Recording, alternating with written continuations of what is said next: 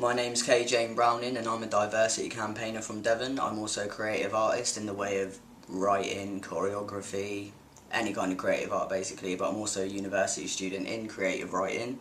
Most importantly, I'm a campaigner, first and foremost. Recently I've done projects with Fixes, which is a youth organisation which helps people with projects regarding all types of things, and they led me to a consultation with the Government Equalities Office, who I've been consulting with since, as well as various other projects and stuff like that, sort of Westminster based. I did some projects in Parliament. I recently took part in the Parliament Street Mental Health 21st Century Approach to Mental Health project, as well as the Standing Out project, which was it was like a union of transgender political candidates all came together, and we came to the Parliament Houses and we had a debate and stuff like that and spoke about ways of moving forward, not just within our country but worldly basically, so we could all be together. I like to run events, creative arts events, where we kind of put on a show involving all different types of creative arts like I mentioned, but mainly I do a lot of media work. I've been featured on BBC News, ITV News, as well as Channel 4 and 5. What else? What else can I say?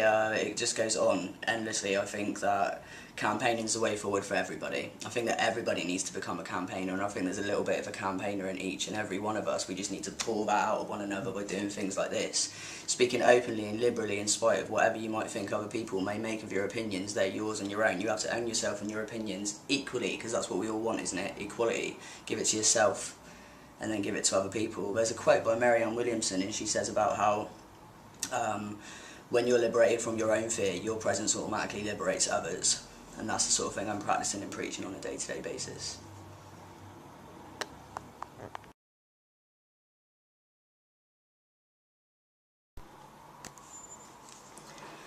What inspired me to start campaigning really was a compilation of things. I think it was almost like as I've evolved as a transgender person, the campaigner in me evolved over time, because I stood against the oppression, I stood against the prejudice that I had to suffer. It wasn't even so much the day-to-day stuff that actually fazed me, because I have an understanding as to why society had so many issues with trans. It's a completely new concept, and I like to practice what we preach, which is a certain level of understanding, obviously without tolerating abuse.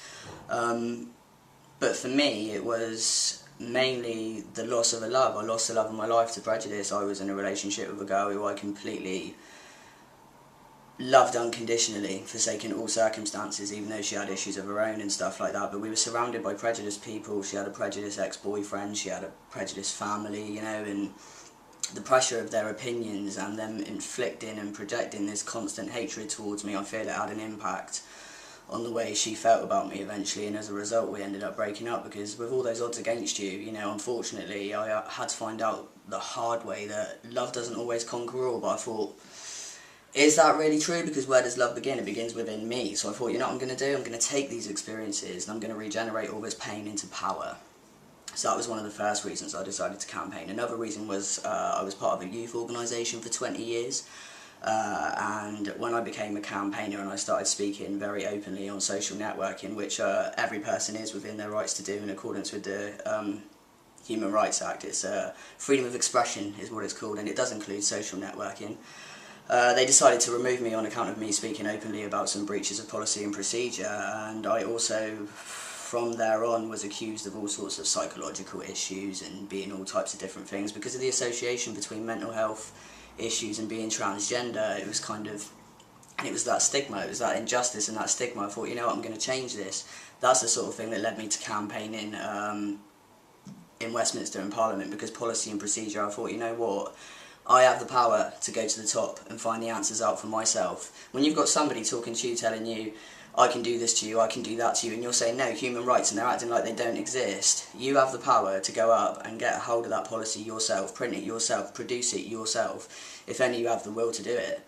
I thought, I'm not going to let all these experiences define me in my life and provide nothing actually. I say the word provide, but it doesn't provide anything, it just gives you limitations.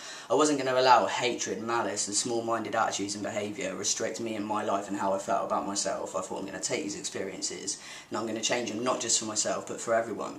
I can't change my past, but I can change my future, and I can't change the past I've had, but I can change the future for other people. That was my motivation for campaigning.